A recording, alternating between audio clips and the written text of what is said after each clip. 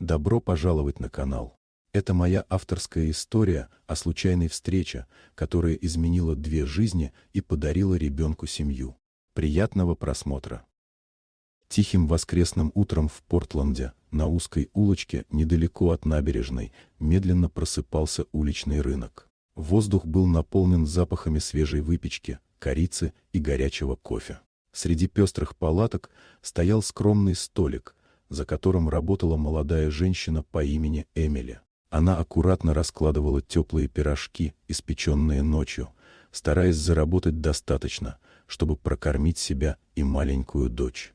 Рядом на старом пледе сидела трехлетняя Лили, обнимая потертого плюшевого кролика. Девочка наблюдала за прохожими и иногда помогала матери, подавая салфетки и улыбаясь покупателям. Их торговая точка была простой, но уютной, и именно эта искренность притягивала людей. В тот день на противоположной стороне улицы остановился черный лимузин. Внутри сидел 32-летний бизнесмен Майкл, человек, привыкший к роскоши, но давно потерявший ощущение тепла и близости. Он приехал в город на короткую деловую поездку и размышлял о своей жизни, в которой было все, кроме семьи. Лили, играя, подошла к машине и наивно привлекла внимание Майкла. Эта короткая встреча стала для него неожиданным толчком. Он увидел в ребенке то, чего давно не ощущал – простую искренность и доверие. Его взгляд остановился на Эмили, которая помогала пожилой женщине с покупками, не требуя платы. В тот момент Майкл понял, что хочет быть частью именно такого мира. Так началось их странное знакомство. Эмили сначала относилась к нему настороженно, понимая, насколько различны их жизни. Но обстоятельства вынудили ее принять предложение сопровождать Майкла на семейном торжестве, где она и Лили оказались среди роскоши, чуждых взглядов и скрытого осуждения. Однако именно там Эмили проявила себя с неожиданной стороны, мгновенно придя на помощь ребенку, которому стало плохо.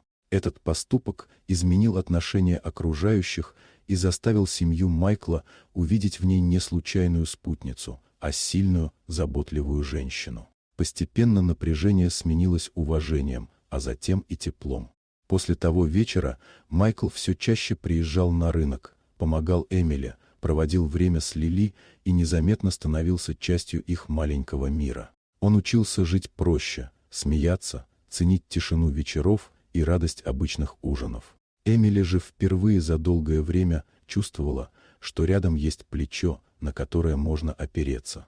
Но внезапный скандал в прессе разрушил их хрупкое спокойствие. Эмили, не желая подвергать дочь боли и унижениям, решила исчезнуть из жизни Майкла. Это стало для него тяжелым ударом и заставило понять, насколько глубоки его чувства. Спустя несколько дней он нашел их снова на той самой улице.